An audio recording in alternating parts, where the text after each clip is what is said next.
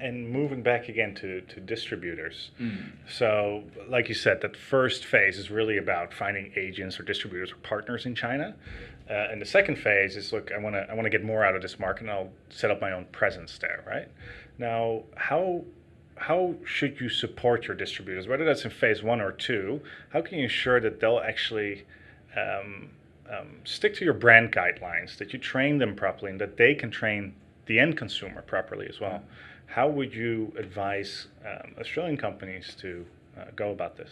If you're going to do that, you've got to be close by and stay close to them and what was the...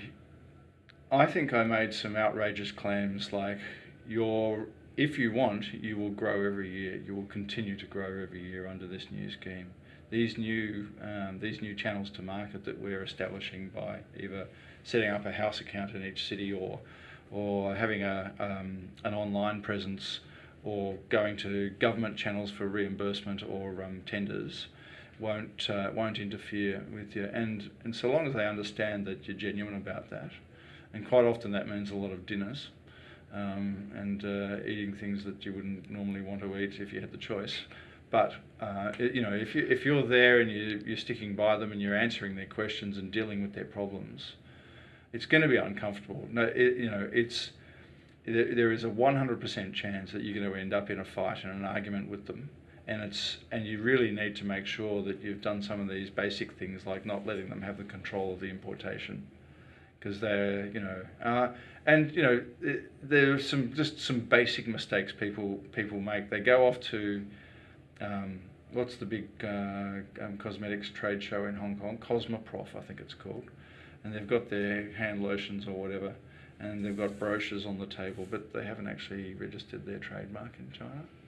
And so they go into China and they set up, and they try to find distributors, and so they get a phone call and say, well, you can't use that trademark because it's ours. They say, what do you mean? This is my trademark. HHQ is mine. And that's my logo. And they said, no, we've registered it.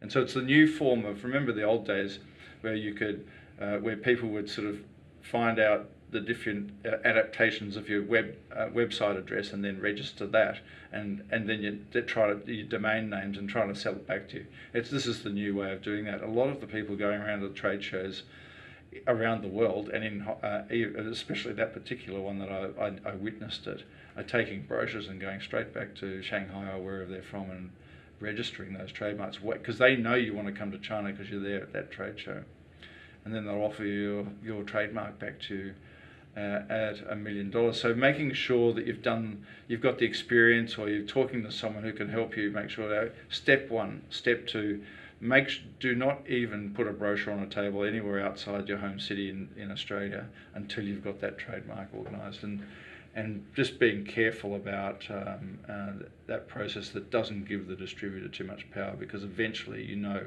that if you're successful and you achieve your objective, the sales will go up, and you will need to improve the sales in certain places where your existing distributor is weak. Might have lost track of the question on that one, but hopefully that was helpful. Yeah. But generally, I've always found that if you're bringing things to China that make life more efficient or better, you're really well received, and everyone is quite there are all sorts of sort of horror stories of, the standard story is that someone brings a product to China, there's all the selfies when the MOU's signed, and then when and then sometime down the track something goes wrong and they have to bring in a consultant to sort of fix it. But generally, if you follow some of the basic rules, and it's different for every product, and just talk to people, there are a lot of people out there, every Austrade person who ever worked for Austrade is a consultant now. And just having a chat to people and say, help me with the sequence of things that I should do that will sort of protect me a little bit and generally, I've always found that the more respected, if you can get close to the opinion leaders, people who have been doing what they're doing and have risen to sort of high levels of their structure or their discipline, and just talk to them, generally that they're at the end of their careers and they want to make a difference and they want to sort of steer you in the right direction. They want to see the new products come online. I was doing some work for one of the bionic eye research projects, and the enthusiasm and the reception that we got for why are you bringing this to China? Because we'd like your participation. We'd like you to help us with the idiosyncrasies of the market and the technical design and what needs to go into the research and design and development. And so, I don't know, I'm quite positive on China, and that's not normal. I actually believe that we can't not trade and embrace and learn to work with a country that's eventually going to be the biggest GDP in the world. And so finding a way sort of to make sure that we can coexist, thrive, survive and help each other. And so, you know, sometimes the political environment gets in the way of that. You know, when you read some of these inflammatory reports on newspapers that, you know, claims every student's a spy or whatever like that, it's just, you think, well, what was I doing when I was 18? So I wasn't trying to protect the interests of Australia in the Pacific or whatever. So ultimately, it's just sort of stepping back from some of the rhetoric that you read in the papers here and getting up there and talking to people. And there are plenty of sort of Aussies up there who are willing to help and not charge for it. If I get a phone call from someone and just sort of says, hey, I'm here and I'm talking to this guy and, you know, could you have a quick look at the contract for me?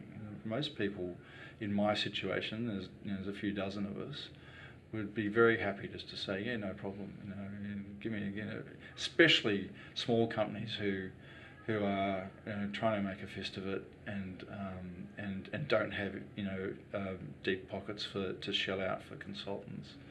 I think generally there is a desire to help the little guy, and that's one of the things we get from being Australians, and so the underdog. I think most people who have been there for 10 years or more are quite happy to do sort of a fifth or a third of their time on pro bono. So please reach out and ask, and if someone tells you to go away, then don't give up. You know, there's so many cases of people. There's a few little incubators like Haymarket HQ up in China as well. You know, people who are just willing to say, come in, sit down, take a desk. You know, you need some stuff translated, we can help you find some things, and you need a website developed. You know, basic sort of tools of the trade to get closer to a market. And okay, you need someone to come with you. And so, closing comments. I guess some don'ts. Don't ever try and negotiate when alcohol's on the table.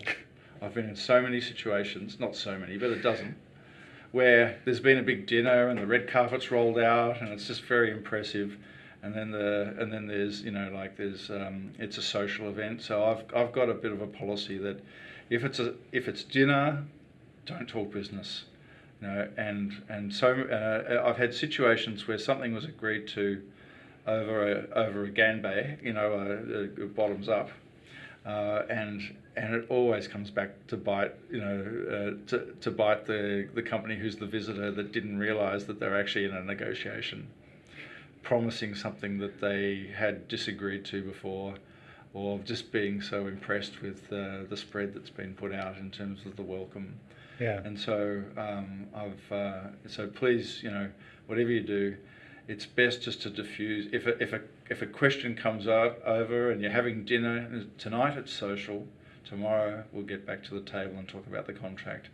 I'm sorry, but I just want to relax tonight. Is usually you know, is that okay with you? And no one would say no. But trying to sort of negotiate your point after drinking is a surefire way of achieving a suboptimal outcome with respect to your business relationship.